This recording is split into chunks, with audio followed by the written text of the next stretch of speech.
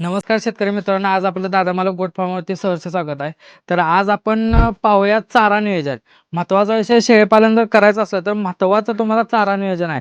जर तुम्ही चारा नियोजन जर व्यवस्थित केलं नाही तर तुमचं शेळीपालन हे अयशस्वी ठरू शकते. तर आज आपण जाणून घ्या आपण चारा नियोजन कसं केलं आहे.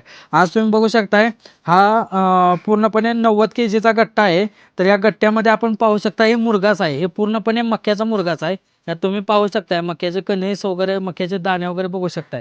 तर या मुरगाचा फायदा शेळ्यांना असा आहे की मुरगास घातल्यामुळे शेळ्या तंदुरुस्त राहतात.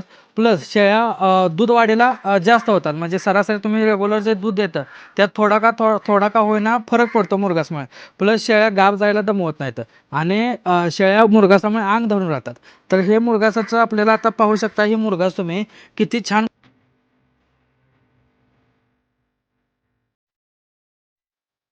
मनाची शान खुल्या आसमानी